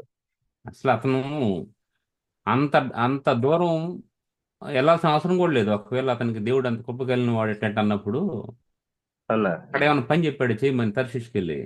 ఏం చెప్పలేదు కదా. ఏం చెప్పలేదు, నినివేకి వెళ్ళే చేయమన్నాడు. ఆయన అక్కడే ఉండి ఒకవేళ నినివే పోవడానికి ఇష్టం లేదైతే అక్కడేం చేయొచ్చు. అంత డబ్బులు ఖర్చు పెట్టుకొని అంత టైం వేస్ట్ చేసుకుని అక్కడ దాకా పోవటం దేనికి? అక్కడే ఉండి చేయొచ్చు, కానీ అదే ఓకే ఇష్టం లేకుండా లేదనేది ఒకటే అది మన వాళ్ళు మాట్లాడినది. ఇక్కడ అప్లికేషన్ పార్ట్ అంటే దేవుడికి వ్యతిరేకంగా వెళ్ళడం అంటే ఏంటి? మనం వ్యతిరేకంగా వెళ్ళగలమా ఏ మనుషుడైనా? ఇప్పుడు 139 కీర్తనలో కీర్తనకారుడు ఏమంటాడంటే, నేను నా నోటి మాట నాలుకకు రాక మునిపే గుర్తెరిగిన దేవుడు కదా, అంటే అని మాట్లాడతాడు కదా ఆయన. నేను ఆకాశంలోకి ఎక్కినను అక్కడ నీవు ఉన్నావు, నేను పాతాళంకు వెళ్ళినను అక్కడ నీవు ఉన్నావు. ఉన్నదన్నా నేను పరుండుట, కూర్చుండుట, లేచుట అన్ని తెలిసింది కదా దేవుడికి. అల్టిమేట్ గా మరి మనం యోనా దేవుని కూడా దగ్గర నుంచి దేవుని దగ్గర నుంచి మనం తప్పించుకుని వెళ్ళలేమని అంటాం. అవును అంతే కదా మరి. అవును ఆయనకు కూడా తెలుసు కదా, ఆయనకు కూడా తెలుసు, ఆయన కానీ వెళ్తున్నాడు అట్లా. అంతే కదన్నా. అవునవునవును. ఇంకొకటి నేను ఒక థాట్ జస్ట్ ఆ, అన్నకు తెలుసు ఆ, అందరికి. చెప్పండి అన్న, ఇప్పుడు షేర్ చేయండి. ఇప్పుడు యోనాది ఒక మాట అన్నాడు కదా, అక్కడ వాళ్ళు మారు మనసు పొందితే మళ్ళీ ఎక్కడ అది అన్న ఎవరు పంచుకున్నట్టున్నారు, జయకుమార్ అని అనుకుంటా బహుశా. వాళ్ళు మారు అన్న మనసు పొందితే నాకు గుర్తులేదు అవును. ఎవరు కానీ వాళ్ళు ఎట్లా అదే అవుతారు అన్నాడు. అనేది. ఆ, సో ఇప్పుడున్న సంఘాల్లో కూడా నేను ఎక్స్ప్లెయిన్ చేసిందంటే, ఒక సహోదరుడు సంఘానికి రావట్లేదు, అతనికి ఉమ్, ఒక ఒక హెల్డర్తో నేను మాట్లాడినప్పుడు, అన్న అతనితో మాట్లాడదాం అని ఎట్లా అంటే, ఎందుకు తమ్ముడా, వాళ్ళైతే మళ్ళీ తర్వాత గొడవ చేసేస్తాడు, వదిలేసి అన్నాడు.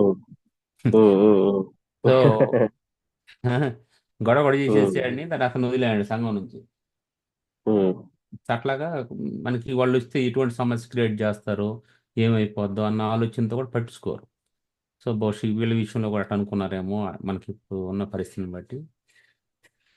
అంటే వాళ్ళు మనకు ప్రాబ్లం క్రియేట్ చేసినా ఏం చేసినా కూడా దేవుడు ఉమ్, తన ఆత్మ విషయంలో కన్సర్న్ కలిగి ఉన్నాడు కాబట్టి, ఉమ్, సో మనకేదో ప్రాబ్లం క్రియేట్ చేస్తాడనే ఉద్దేశంతో కాకుండా, అతని ఆత్మ విషయంలో దేవుని కన్సర్న్ ఎట్లా ఉందో అదే విధంగా దేవుని పిల్లలంగా మనం కూడా అటువంటి భారం కలిగి, సో మనము అనేక మందిని ప్రభు ఎదుగుకి నడిపించాలి, ఒకవేళ వాళ్ళ వల్ల మనకు సమస్య ఉన్నా కూడా. సో అనేది ఒకటి నా అవును. థాట్. ఓకే, థ్యాంక్ యూ అన్న, థ్యాంక్ యూ. జయకుమార్ అన్న, తమ్ముడు.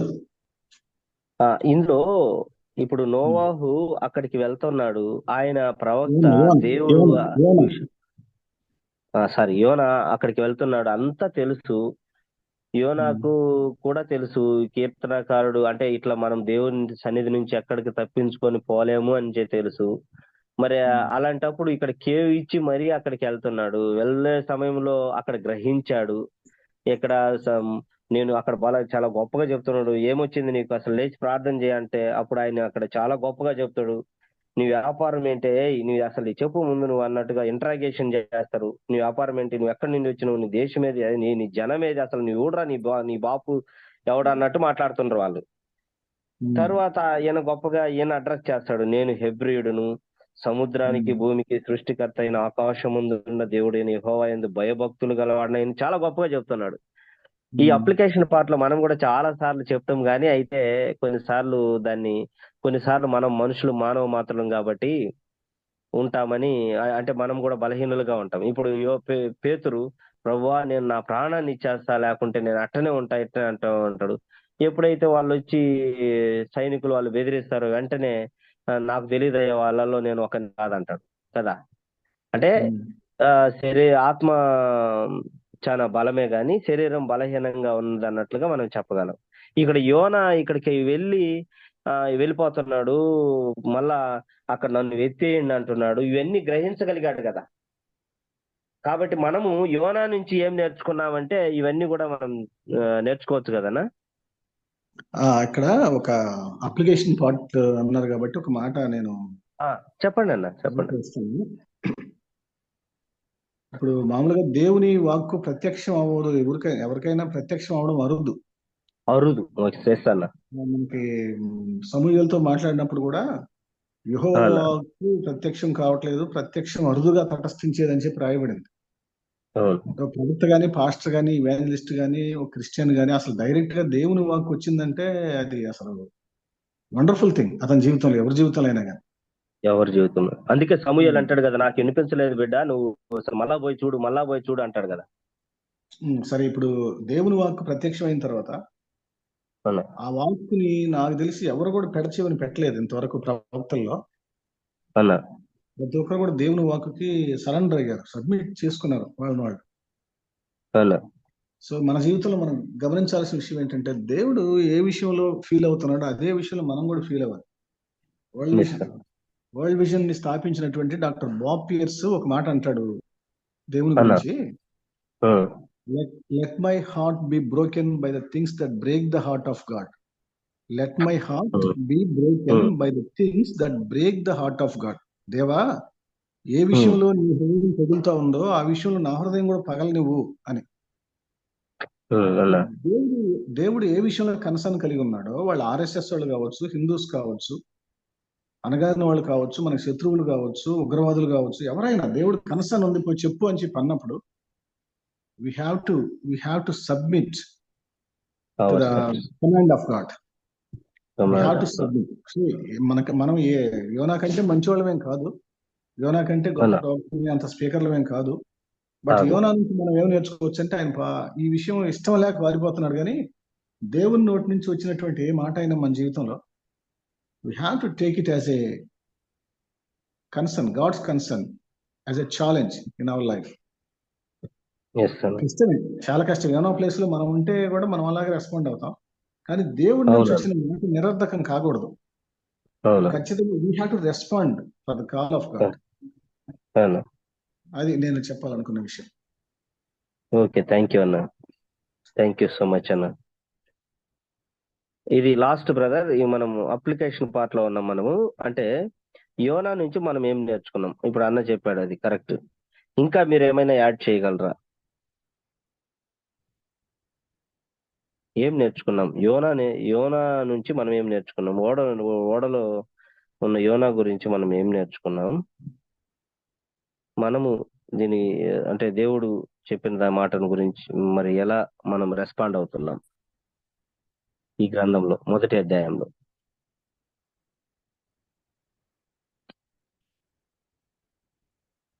ఇప్పుడు అక్కడ తప్పు చేసినప్పుడు వెంటనే ఆయన ఏమంటున్నా, నన్ను పడవేయండి అసలు నన్ను పడవేయండి అన్నప్పుడు సముద్రం ఆయన గుర్తించినట్లే కదా, ఆడ తప్పును గుర్తించినట్లే కదా. మనం కూడా మన తప్పులను మనం గుర్తిస్తుంటాము, కానీ మనం కార్యాచరణకు వెళ్ళాం. రెండోసారి ఆయన వెళ్తాడు, మళ్ళా అది చూద్దాం. ఇప్పుడు మీరు చెప్పిందంతా కరెక్ట్ అన్న. ఇంకేమైనా యాడింగ్ ఉంటే చేయండి, లేదంటే మనం ముగించేద్దాం. నాలుగోది, మనము యోనా నుంచి నేర్చుకున్నది ఏంది, ఓడలో ఉన్న వాళ్ళు నేర్చుకున్నది ఏంది, ఇక్కడ కూడా మనం ఇది కూడా గమనించాలి. ఏం లెసన్స్ నేర్చుకున్నారు ఓడలో ఉన్న వాళ్ళు? ఇప్పుడు మనం నేర్చుకుంటున్నాము, యోనా నిజమే అన్న నిరర్ధకం కాదు, అసలు దేవుని నుండి వచ్చే మాట నిరర్ధకం కానేరదు. ఖచ్చితంగా ప్రవక్త మనం we have to obey command of God అనేది ఉంది ఖచ్చితంగా. ఓడలో ఉన్న వాళ్ళు కూడా పాఠం నేర్చుకొని ఉంటారు కదా, ఏం నేర్చుకొని ఉండొచ్చు?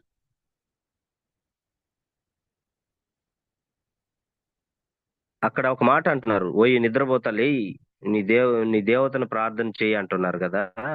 ఆ టైంలో ఈయన చెప్పినప్పుడు, ఆయన ఆన్సర్ చెప్పినప్పుడు వాళ్ళు భయపడి ఉంటారు కదా ఖచ్చితంగా. వాళ్ళు ఏం నేర్చుకొని ఉంటారు అనుకుంటున్నారు? అన్న ఒకటి యోనా నుంచి మనం ఏం నేర్చుకోవాలంటే, అన్నట్టు బహుశా యోనా ప్లేస్ లో మనం కూడా ఉంటే మనం కూడా అట్లా చేసేవాళ్ళం అని చెప్పని అన్నారు. వాస్తవమే, కానీ దేవుడు ఎప్పుడు కూడా hour God is God of giving second chances అన్నమాట. దేవుడు రెండో అవకాశం ఇస్తున్నాడు యోనాకి. రెండో అవకాశం ఇస్తున్నప్పుడు హి అడ్మిటెడ్ హిస్ మిస్టేక్. ఆయన తప్పును ఒప్పుకున్నాడు. అంటే మనకి దేవుడు రెండో అవకాశం ఇస్తున్నప్పుడు మనం we have to admit our mistake and దేవుని దేవుని వైపు అది యోనా ప్రవక్తలో ఉన్నటువంటి అంటే తర్వాత రిపెంట్ అవడానికి చాలా టైం పట్టింది యోనాకి. మొదట అసలు నేను తప్పు చేస్తున్నాను, దేవుడు చెప్పినట్టు వెళ్ళట్లేదు నేను అని అడ్మిట్ అయ్యాడు. అది correct. Thank you Narasimha brother. అది ఓడలో ఉన్న సరే, నోవా నుంచి నేర్చుకున్నాం. ఓడలో ఉన్న వారు ఏం నేర్చుకొని ఉంటారు? అది అయిపోయిన వెంటనే ఆయన అడ్మిట్ చేసుకున్నాడు himself. Zona was admitted himself. అంటే నేను పాపం చేసిన, సరే దేవుడు ఆజ్ఞకు అతిక్రమించాను కాబట్టి నాకు ఇది, కాబట్టి వెయ్యండి అని చెప్పాడు. వేసిన వెంటనే అది నిమ్మలమైనప్పుడు ఏం నేర్చుకుని ఉంటారు ఓడలో ఉన్న వాళ్ళు?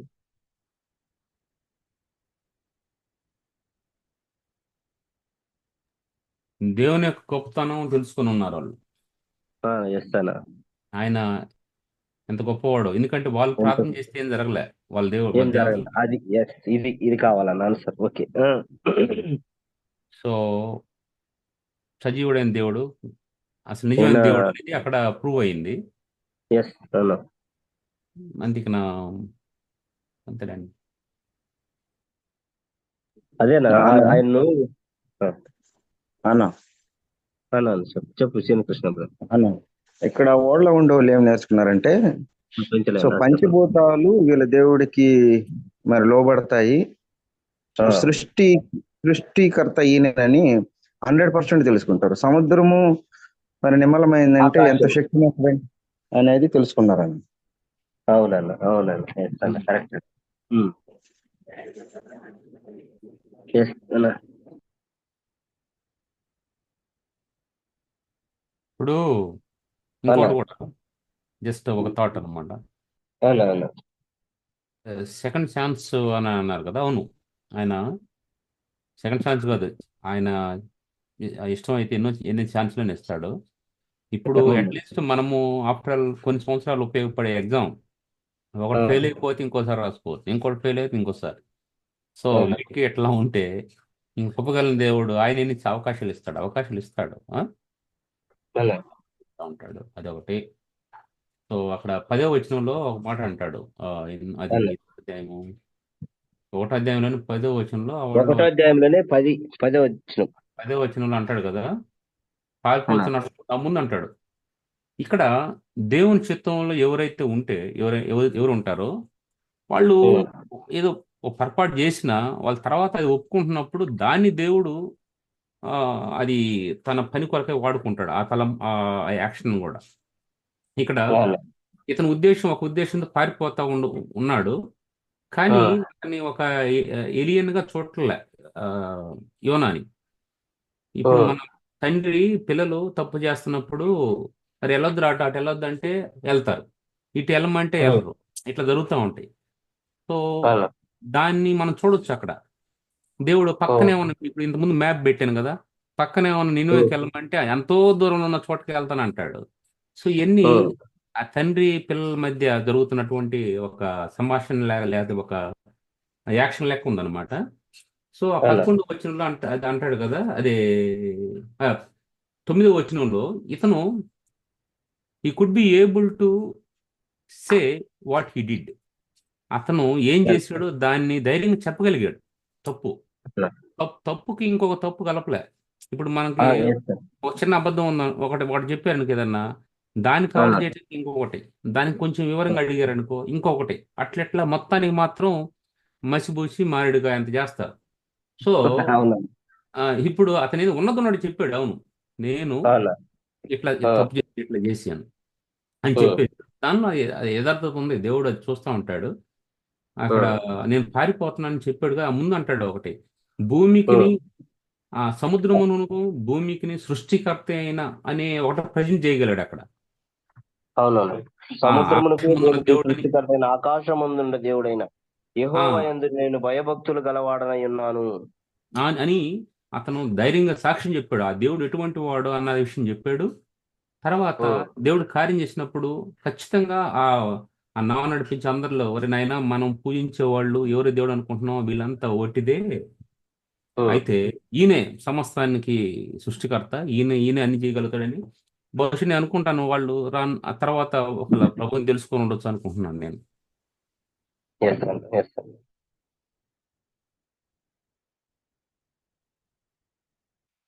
ఓకే, థ్యాంక్ యూ అన్న, థ్యాంక్ యూ సో మచ్. మరి ఇంకెవరైనా ఏమైనా యాడ్ చేస్తారా?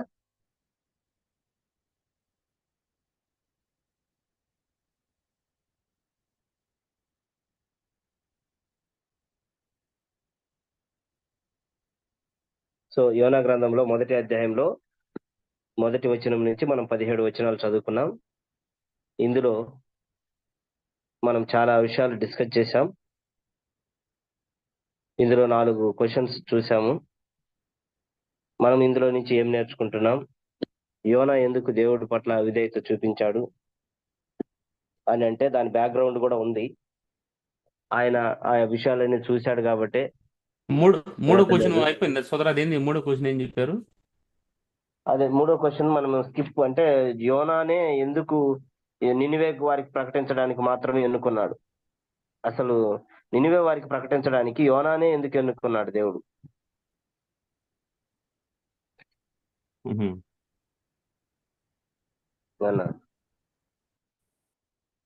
అదే డిస్కషన్ అయిపోయింది అది మూడో క్వశ్చన్. అంటే మనం పైన చూసాం కదా, వ్యతిరేకించాడు. ఎందుకు వ్యతిరేకించాడు అంటే ఆ రోజుల్లో ఆయన ఎందుకు ఎందుకు ఎందుకు అనుకున్నాడు అంటే ఆన్సర్స్ వచ్చినాయా? రాలేదు. జయకుమార్ అన్న, ఈ విషయంలో ఒక మాట చెప్పండి అన్న. యోనాని ఎందుకు ఎన్నుకున్నాడంటే అతనికి ఆ ప్రశ్న అడగలేదు అనుకుంటాను. అడగలేదన్న అది. అంటే అన్న చెప్పండి. ఇప్పుడు అడుగుతున్నారా? అప్పుడే అడిగాను కానీ అప్లికేషన్ పార్ట్ లో చూద్దాం అనుకున్నాం. చూడు వసుంధర బ్రదర్, నా ఆలోచన ఏంటంటే ఇప్పుడు మీరు ఒక క్వశ్చన్ చెప్పారు, ఆ క్వశ్చన్ డిస్కషన్ చేసాము, దాంట్లో ఇమీడియట్గా అప్లికేషన్ పార్ట్ ఇదని అంటే మనం ముందుకు వెళ్ళిపోయి మళ్ళీ సెకండ్ ఇట్లా ఉన్నప్పుడు కొంచెం బాగుంటుంది అనేది ఆలోచన, అంతే. జస్ట్ మీ లేదు అన్న, ఓకే అన్న, నో ప్రాబ్లం. ఇప్పుడు తర్వాత ఫస్ట్ అయిపోయింది, సెకండ్ అయిపోయింది, థర్డ్ ఇది క్వశ్చన్, దానికి ఇది జరుగుతుంది, తర్వాత అప్లికేషన్ ఇది, ఇట్లా మనం అర్థం చేసుకోవచ్చు అన్నది పెట్టేసుకున్నారు అనుకో, దెన్ అండ్ దేర్ అనమాట అనేది నా అక్కడే కంప్లీట్ అవుతుందిలే. అవునులే, ఓకేనా అన్న. జయకుమార్ అన్న, సారీ ప్లీజ్ అన్న. జేకే చెప్పినట్లు ఏ క్వశ్చన్ కి ఆ క్వశ్చన్ అప్లికేషన్ చేసుకుంటే కూడా మంచిది. ఎందుకంటే లాస్ట్ లో టైం ఉండకపోవచ్చు, మర్చిపోతాం మనం. అవునన్నా, మీరు కూడా దానికి హిస్టరీ అప్లికేషన్ చెప్తా వచ్చారు, బాగానే, వెరీ గుడ్. ఇతరులే ఎందుకు అనుకున్నాడు అనే దానికి నేనేమనుకున్నానంటే దట్స్ ద గాడ్ చాయిస్, అంతే.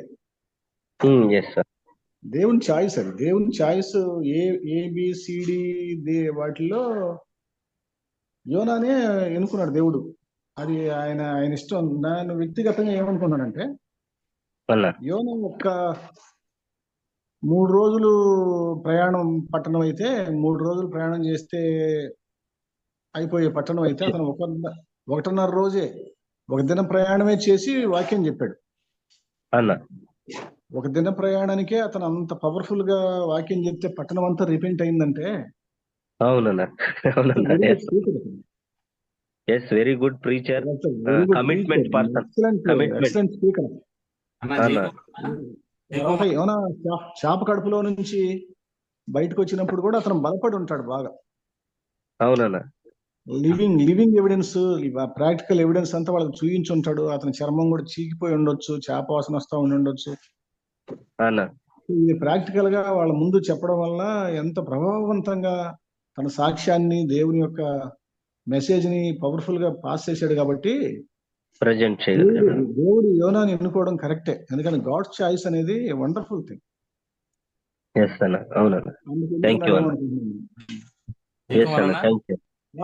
జేకే ఏదో మాట్లాడుతున్నట్టున్నాడు.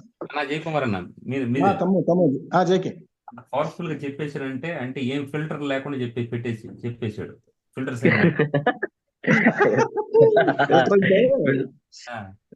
దేవుడు ఏం చెప్పమన్నాడో, వాళ్ళ పాపం ఏంటో, వాళ్ళు ఎందుకు అంత దుర్మార్గంగా ఉన్నారో, ఇట్లా చేస్తే ఏమవుద్దో, అంతకుముందు సొదొమ గొమొర్రాకి ఏమైందో, దేవుని తీర్పు ఎంత ఘోరంగా ఉంటుందో చెప్పాడు. ఉన్నదన్నట్టు. ఒరే బాబా, నేను తప్పించుకొని వెళ్తా ఉంటే నన్ను అడగకుండా చెప్పించడానికి మీ మీద ఎంత ప్రేమ దేవునికి, నన్ను చేప చేత మింగిచ్చాడు. ఆ చేప ఆ తీరం నుంచి ఈ తీరం తీసుకొచ్చి నన్ను కక్కినప్పుడు నేను చేపను చూశాను, తిమింగలాన్ని. ఒళ్ళు నా అంత వాసన కూడా చూడండి మీరు కావాలంటే, చచ్చి బతికేంద్ర నాయన, దేవుడు పంపాడు మీ దగ్గరికి నన్ను అని చెప్పి. ఈ లివింగ్ వర్డ్స్ నుంచి వాళ్ళు ఎక్కడికి తప్పించుకొని పోగలరు? యోనా మాత్రమే చెప్పగలరు విధంగా. ఎస్ ఎందుకంటే ఎక్స్పీరియన్స్డ్ పర్సన్ కాబట్టి. ఇంటిగ్రిటీ ఉన్న వ్యక్తి యోన. అవును. అందుకని యోనాని ఎన్నుకున్నాడు అనుకుంటున్నానా? ఓకే. ఎస్ అన్న, థ్యాంక్ యూ అన్న. ఇంకొకటి వసంతరావు బ్రదర్ అన్న అన్న చెప్పినట్టు చెప్పండి. ఏంటంటే యెషయా గ్రంథాలు అంటాడు, ఎవరు నా కోసం yes sir. వెళ్తారంటే అప్పుడు ఆ, ఆ క్వశ్చన్ అనేది దేవుడు ఒకవేళ బలవంతంగా పంపించే పని అయితే ఆ క్వశ్చన్ రావడానికి అవకాశం లేదు. ఎవరు నా కోసం అన్న వెళ్తారు అనేది, నువ్వు వెళ్ళు అని చెప్తాడు. సో అన్న ఇతను యోనాకి ఆ విల్లింగ్నెస్ ఉంది. దేవుడు ఎవరిని ఫోర్స్గా చేయడు కాబట్టి ఇష్టపూర్వకంగా అతనికి దేవుని కొరకు వాడబట్టడానికి ఆ ఆసక్తి ఉంది కాబట్టి అన్న సో దేవుడు అతను వాడుకున్నాడు. అది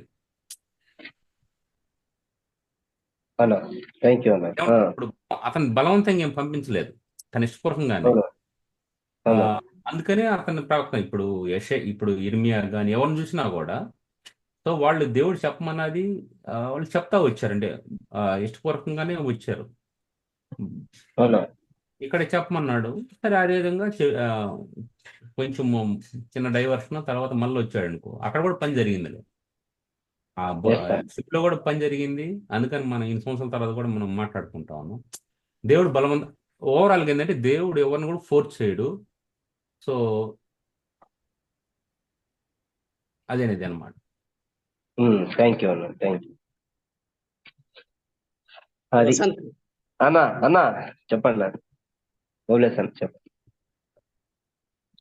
యోనానే ఎందుకు పంపించాడు అనేదా? అవునన్న అవునన్న, యోనానే ఎందుకు నినివే ప్రకటించేదానికి ఎన్నుకున్నాడు.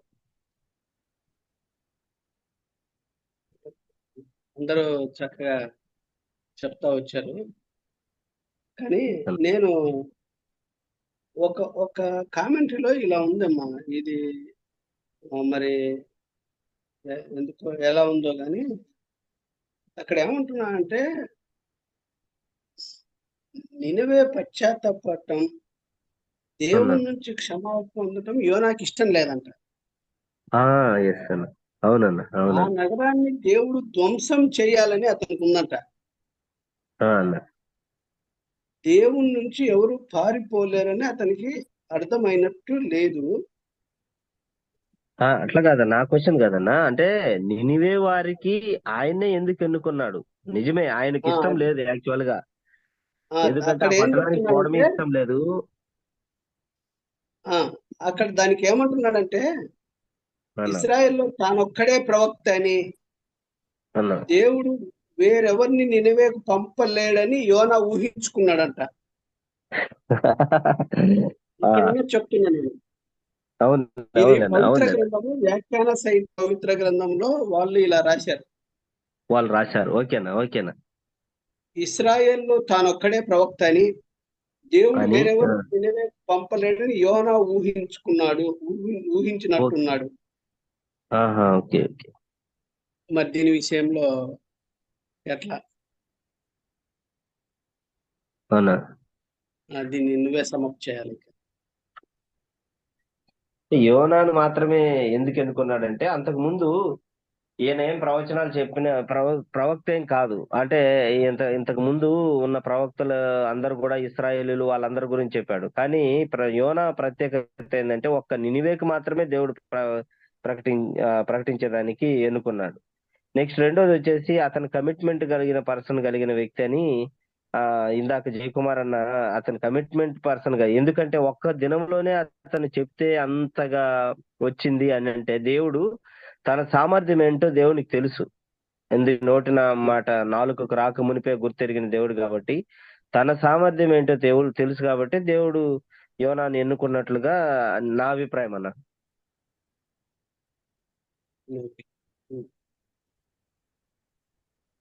అన్న ఇదన్నా యోనాను గురించి ఒకటో క్వశ్చన్ లో మనం నేర్చుకున్న నినివే పట్ల దేవుడికి ఏం కన్సర్న్ ఉంది, యోనా ఎందుకు దేవుని మాటకి వ్యతిరేకంగా వెళ్తున్నాడు, తర్వాత యోనా నాకేమనిపిస్తుందంటే అన్న మరి ఒక పక్క యోనాకి ఇష్టం లేదు వాళ్ళు రక్షణ పొందటం, అయినా కానీ మెసేజ్ యోనా ద్వారా వెళ్ళాలి, అదే దేవుని plan. Yes thank you brother. అంటే ఆ, ఇప్పుడు దేవుడు ఈ పని ద్వారా ఏంటంటే God wanted to give a message, clear message, not only to Nineveh people, yes. He also want to give a message to Jonah and his people. Jonah Jonah అండి. Yes, ఏ జోనా ఒక్కడికే వ్యతిరేకత లేదు, ఇజ్రాయెల్ ప్రజలందరికీ అదే. అవును. వ్యతిరేకత ఉంది. ఆ, అంటే దేవుడు కనికరం గలవాడు, ఆయనకి ఆ, ఆయన గొప్పది, కేవలం మీరు ఒక్కలే కాదు రక్షణ పొందేది. Is God of all. అందరికి. Yes, thank you. మెసేజ్ వీళ్ళకి కూడా ఆయన వాక్యం రెండు చేతులకు అడ్డం కదా. ఎస్, అవును. So God is working in Jonah life and Israelites life, అదే సమయంలో నినివే ప్రజలు కూడా. Yes, double edged sword. Okay, ఇదన్నా ఈరోజు మనం గమనించినట్లయితే వస్తుందా బ్రదర్? మొదటి నాన్న చెప్పండి అన్న. ప్రజెంట్ దీని నేను అప్లికేషన్ ఆలోచన ఏంటంటే, ఇప్పుడు అన్న. ఆయన అందుబాటులో ఎవరున్నా కూడా దేవుడు వాడుకుంటాడు. ఎస్ అన్న. అందుబాటులో ఉంటే ఆయన వాడుకుంటాడు. ఆనాడు యోన అందుబాటులో ఉన్నాడు, వాడుకున్నాడు. ఎస్, దేవుడు మన హృదయ స్థితి ఆయనకు తెలుసు కాబట్టి ఎవరిని ఎన్నుకోవాలనో దేవుడు వారిని ఎన్నుకుంటాడు, అంతే కదన్నా.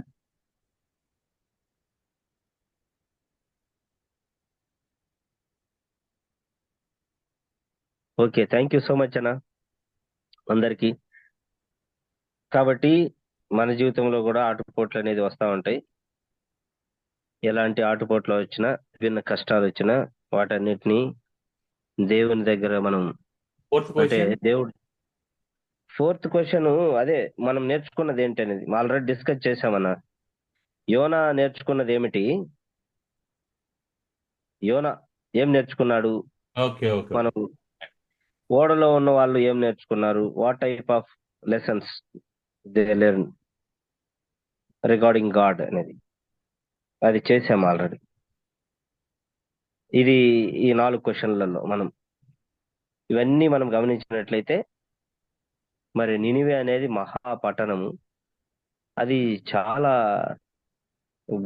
అంటే గర్వంతో కూడిన మరి భయంకరమైన దేవుని భయము లేని పట్టణంగా ఉన్నది. అలాంటి పట్టణానికి సొదొమ గొమొర్రా కంటే దారుణమైన పట్టణంగా ఉన్నది. అందువలన దేవుడు యోనాను ఎంపిక చేసుకొని ఆయన అక్కడికి వెళ్ళమంటాడు. ఆయన వెళ్ళడు. మరలా ఆయనకి ఎందుకు వెళ్ళడంటే అక్కడ ఉన్న ప్రజలు రక్షించబడడం ఇష్టం లేదు. ఎందుకంటే వాళ్ళంత ద్రోహులుగా, గర్వాంధులుగా, ఇంత ఘోరమైన ప్రజలుగా ఉండే వాళ్ళు రక్షించబడడం ఏంటి? అసలు ముందు వాళ్లకు ఖచ్చితంగా పనిష్మెంట్ ఉండాల్సిందే, శిక్షించి ఉండాల్సిందే అని కోరుకున్న వ్యక్తి ఆయన. అందుకని ఆయన ఏం చేశాడు? అక్కడికి వెళ్లకుండా తర్షీషుకు పారిపోతున్నాడు. యాక్చువల్ గా అది 550 మైళ్ళు దూరం ఉంటే, ఇది 2500 ఉంటే ఇక్కడికి వెళ్తున్నాడు. ఇది ఒక దేవుని ప్రదేశంగా ఉంది. ఆడ ఎక్కువ మంది దేవునికి సంబంధించిన ప్రజలు ఎక్కువగా ఉన్నారని తెలుసుకున్నాడు. అంటే ఆయన మామూలుగా వెళ్తా ఉన్నాడు అక్కడికి. అంటే ఇరాక్ నుంచి, మనకు ఇప్పుడు ఇరాక్ లో ప్రస్తుతం మొసూల్ నగరం నుంచి అక్కడికి వెళ్తున్నాడు. ఇవన్నీ ఎలా వెళ్ళిపోయాయి అంటే భూకంపాల వలన వెళ్ళిపోయినాయి. అదంతా కూడా కోట గోడలు అవన్నీ కూడా మనకి ఇప్పుడు కూడా సాక్ష్యాలు చెప్తున్నాయి. అవన్నీ ఉన్నాయి. ఇదంతా ఉన్న నగరం అనేది తెలుస్తా ఉంది. కాబట్టి యోనా ఎందుకు వ్యతిరేకంగా వెళ్తున్నాడంటే, ఎవరైనా మరి ఆ బాధ అనేది ఉంటుంది మనిషిగా. ఆయన వాళ్ళు రక్షించబడకూడదు అనేది ఆయన ఉద్దేశము. మన దేవుడు రక్షిస్తాడు, నేను వెళ్ళి చెప్పిన తర్వాత వాళ్ళు ఎందుకు రక్షించబడాలి, ఇంత ఘోరమైన పాపం చేసిన వాళ్ళు అనేది మానవ సహజమైన యాటిట్యూడ్. కాబట్టి ఆయన ఆ విధంగా కలిగి ఉన్నాడు కాబట్టి వెళ్ళేదానికి ఇష్టపడలేదు. తర్వాత యోనాని ఎందుకు ఎన్నుకున్నాడంటే, దేవుడికి తెలుసు ఆయన హృదయ రహస్యాలు ఎరిగిన దేవుడు కాబట్టి ఆయనకు తెలుసు. కాబట్టి మా ఓడలో ఉన్న వాళ్ళు కూడా ఆయన సాక్ష్యం ఇచ్చాడు. ఆకాశానికి భూమికి నేను సృష్టికర్తను, నేను ఎవరు అనుకున్నారు, నేను హెబ్రీయుడును అని మొత్తం కూడా ఆయన చెప్పుకుంటా వస్తాడు. అంటే తన గురించి సాక్ష్యం బలంగా చెప్పుకున్నాడు. అంతేకాక ధైర్యంగా నన్ను ఎత్తేయండి అని చెప్పాడు. చూడండి, అక్కడ మనం గమనించినట్లయితే దేవుడికి తప్పు చేసిందని అంటే ఆయనకి అర్థం ఏంటంటే, దేవుడు మరలా ఛాన్స్ ఇస్తాడని కూడా ఆయనకు అనిపిస్తుందేమో, మరి నాకు తెలియదు. అప్పుడు 3 రోజులు ఉండి మరి దేవుడు మరలా తనకి ఇచ్చాడంటే, దేవుడు కన్సర్న్ కూడా, అంటే గాడ్ కన్సర్న్ కూడా ఏంటంటే ఒక తప్పు చేసిన విశ్వాసిని మరి దేవుడు అట్లనే వదిలేయడు. కొన్నిసార్లు మనం నిజంగా పశ్చాత్తాపడినప్పుడు ఆయన కరుణించే దేవుడై ఉన్నాడు. అందుకే మనం యెషయా గ్రంథంలో కూడా చూసినప్పుడు మనకు ఆయన ఆ 15 సంవత్సరాల ఆయుష్ పొడిగిస్తాడు. ఆయన మనం చూస్తున్నాం. ఆ మరణకరమైన వ్యాధి నుంచి కూడా తప్పిస్తాడు. అంటే దేవుడు ఇక్కడ మనిషి పట్ల కరుణ, చాలా దయార్థ హృదయం ఉంది. అదే విధంగా యోనా కూడా వెళ్ళి అక్కడ చెప్తున్నాడు, చెప్పిన మాట వింటున్నాడు. మరి అప్పుడు యోనాకు కూడా కనువిప్పు కలిగి చేస్తాడు. యోనాకు కూడా అవకాశం ఇస్తున్నాడు దేవుడు. కాబట్టి దీనన్నింటిని బట్టి చూస్తే దేవుడు అత్యంత కృప కలిగిన వాడు. మరి ఆయన ఆ దయ అనేది మితి లేనిది మనం చూడొచ్చు. అందుకే ఈ యోనా గ్రంథంలో 4వ అధ్యాయంలో 2వ వచనంలోనే యోనా అన్నది అందుకనే ఆయన అత్యంత కృప కరుణ కలిగిన వాడై ఆయన చేయాలనుకున్న కీడుని చేయక ఆయన మేలును ఆయన చేస్తాడని ప్రకటించినట్లుగా మన విషయంలో దేవుడు మరి మనల్ని కూడా ఎందుకు దేవుడు ఏర్పాటు చేసుకున్నాడంటే నిజంగా మనం శిక్షక పాత్రలు అయి ఉన్నాము. అయినప్పటికీ కూడా దేవుడు మనల్ని అందరినీ కరుణించి మనల్ని తన బిడ్డలుగా చేసుకోవడానికి కారణం అదే. వసుంధర బ్రదర్, ఇప్పుడు అన్న ఆ యోనా టైంలో అన్న కొంతమంది ప్రాఫిట్స్ కూడా ఉన్నారంట. ఐజియా, మీకా, వీళ్ళు కూడా అదే టైంలో అవునన్న అవునన్న ఉన్నారు. వాళ్ళు కాంటెంపరీస్. అవునన్న, వాళ్ళు సమకాలికులే థింగ్స్ డీల్ చేస్తున్నారు అని అంటున్నారు. అన్న. సో ఓకే, థ్యాంక్ యూ అన్న, థ్యాంక్ యూ. ఇది మనం ఈ రోజు యోనా గ్రంథంలో నుంచి నేర్చుకునే సత్యాలు. కాబట్టి ఇంతటితో మరి మనం క్లోజ్ చేద్దామా? ఇంకా ఏదైనా మీరు మాట్లాడగలిగితే చెప్పండి అన్న, లేదంటే క్లోజ్ చేద్దాం. ప్రేర్ చేయండి తమ్ముడు, ప్రేర్ చేయండి. Okay, thank you so much అన్న. థ్యాంక్ యూ బ్రదర్స్ అందరు కూడా చాలా చక్కగా దేవుని వాక్యంలో పార్టిసిపేట్ చేసి అన్ని విషయాలను షేర్ చేసినందుకు థ్యాంక్ యూ సో మచ్ అన్న. మరి ఈ సమయాన్ని నేను చిన్న నరసింహ బ్రదర్ కప్పు చెప్తున్నా. వాక్యం కోసం ప్రార్థన చేయించండి అన్న. అంటే లీడ్ చేస్తున్నది నరసింహ బ్రదర్ అన్న. ఎస్ సరే, okay. Okay, thank you so much అన్న, వసంత్ అన్న. బ్రదర్ మంచిగా మన గ్రంథాన్ని మన గ్రామానికి వచ్చారు. ప్రార్థన చేసుకుందాం. దయగల ప్రభా ఎస్ఐ మీకు వందనాలు తండ్రి. సాయంకాల సమయంలో ప్రభా తండ్రి, ఏమన్నా మొదటి అధ్యాయం ప్రభా తండ్రి, మేము చాలా మరి మీ యొక్క ఆత్మ నడిపింపుతో ఆయన ముందుకెళ్ళడానికి, అర్థం చేసుకోవడానికి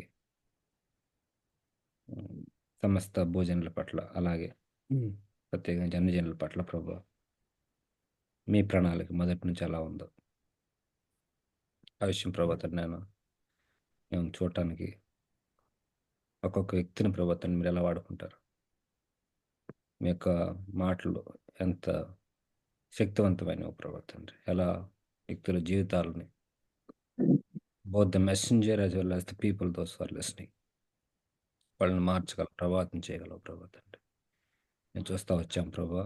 కాబట్టి మేము అటువంటి వికెట్ వరల్డ్లో జీవిస్తూ ఉన్నాం ప్రభా. మీరు అనుదినం మాతో మీ యొక్క సందేశాన్ని ఇస్తుండగా దేవాసయ్య, మరి మేము కూడా ప్రభా తండ్రి నిజమైనటువంటి మెసెంజర్స్ వల్ల ఉండడానికి సహాయం తెచ్చండి. క్రీస్తు ప్రేమ ప్రభా తండ్రి మా ద్వారా బయలువెళ్ళి మనుషులను ఆకర్షించడానికి ప్రభా తండ్రి, హృదయాలు మార్చడానికి ప్రభా తండ్రి మమ్మల్ని మీరు వాడుకోనండి. ఆ రీతిగా తండ్రి మేము కూడా ప్రభా తండ్రి మీ యొక్క గుండె చప్పుడుని ప్రభాతాన్ని మేము గ్రహించి ఏ విషయాల్లో ప్రభాతాన్ని అయినా మరి మీరు ఆసక్తి కలిగినారు, అటువంటి విషయాల్లో మేము కూడా ఆసక్తి కలిగి ఉండి ప్రభాతాన్ని అయినా ఏ విషయాల ప్రభావ మీరు భారం కలిగి ఉన్నారు ఆ విషయాల పట్ల మేము కూడా భారం కలిగి ఉండి పనిచేయడానికి సహాయం తెచ్చారు. ఇంత వాక్యాన్ని స్టడీ చేసి ప్రభావం వద్దకు వచ్చినటువంటి వసంతాన్ని మీరు బలపరిచి ముందు దానిలో వాడుకున్నామని మీరే మహిమ పొందారని యేసునామమున ప్రార్థన వేడుకుంటున్నాం తండ్రి, ఆమేన్. థ్యాంక్ యూ వన్స్ అగైన్ అన్న, వసంత్ అన్న. మరి ఇప్పుడు మనం ప్రేయర్ సమయం కలిగి ఉంటాం. Please share your prayer requests. ఎవరు అందుబాటులో ఉన్నారు ప్రార్థన చేయడానికి? కోటయ్య అన్న సైలెంట్గా ఉన్నారు, ప్రేయర్ చేయగలరన్నా? అందరు మాట్లాడుతూ ఉన్నారు, మీరు మాట్లాడట్లేదు.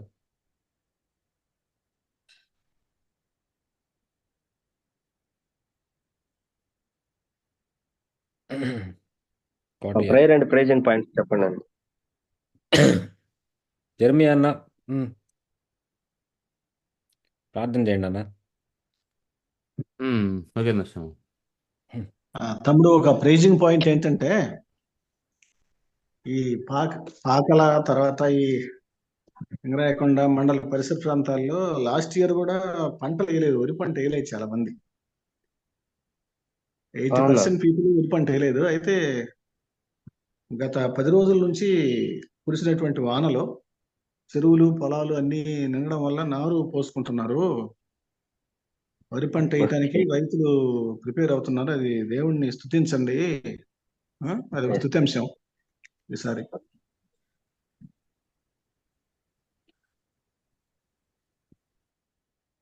అన్న please continue to pray for my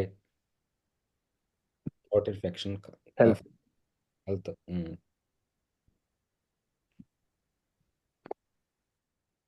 పెంచలేను.